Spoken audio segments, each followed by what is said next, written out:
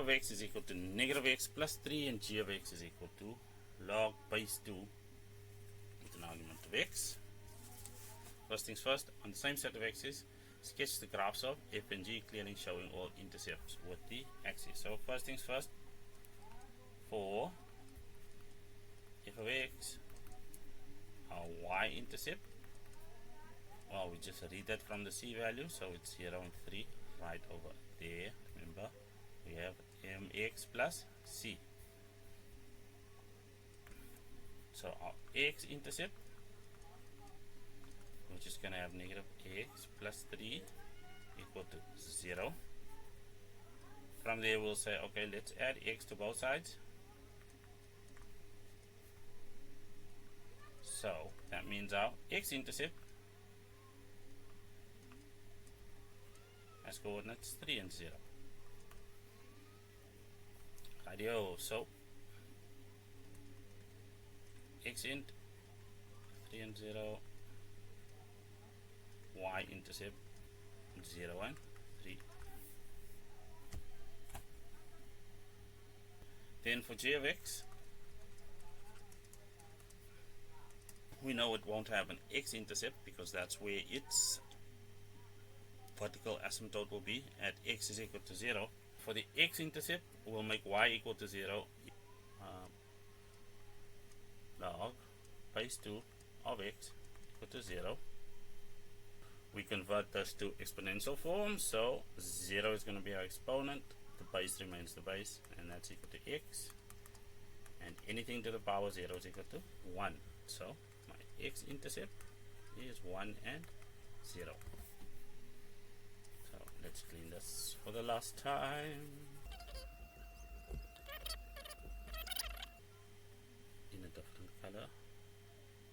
Hopefully that blue line is visible over there, so that we can go. It's 1 and 0. It'll be that. Then we need x-intercept for our straight line, so that's going to be 3 and 0, and of course we also have 0 and 3 over here. That's all our labels. We also have our asymptote in blue right over there. So that graph is F and that one is G.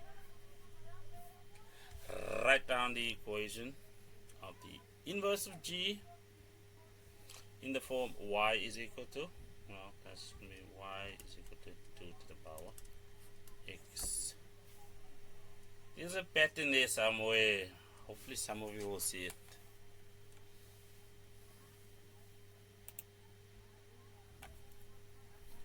Furthermore, we are required to explain how you will use equation 6.1 and how you will use question 6.1 and or question 6.2 to solve the equation log base 2 of 3 minus x in brackets being equal to x.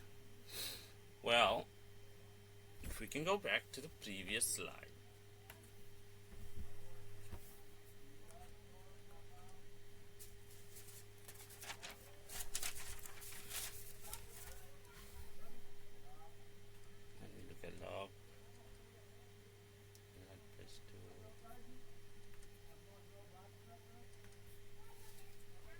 What we'll see is that if we convert this into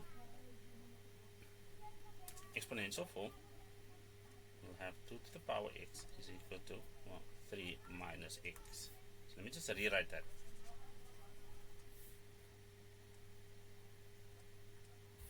Three minus x can be rewritten as minus x plus 3.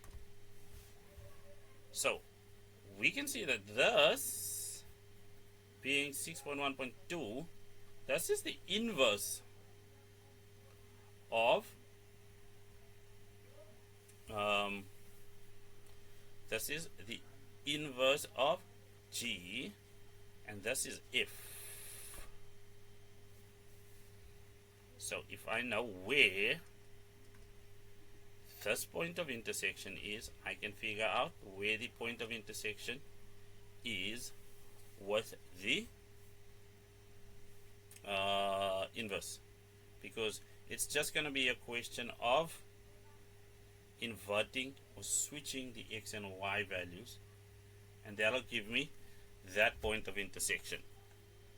In terms of explaining how that works in words that make sense, okay, the point of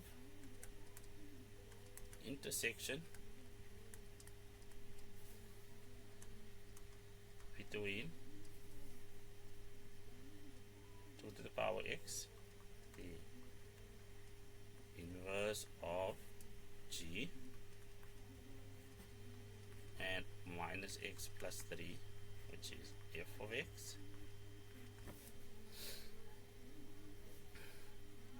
is the solution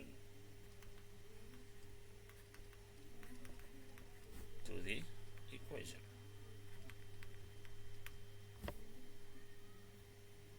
Now they're asking us to write down that solution.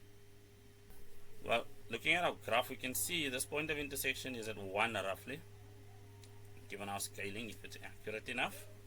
And they're asking us to write it down. So come back here and read the x value off, which means for the y value off, which means it's going to be the x value over here that we're interested in, because that's the solution that the equation will give. It'll tell us x is equal to something. So don't go solving the equation, use your graph and use a bit of logic. This is just language logic, linguistic. So x is equal to 1.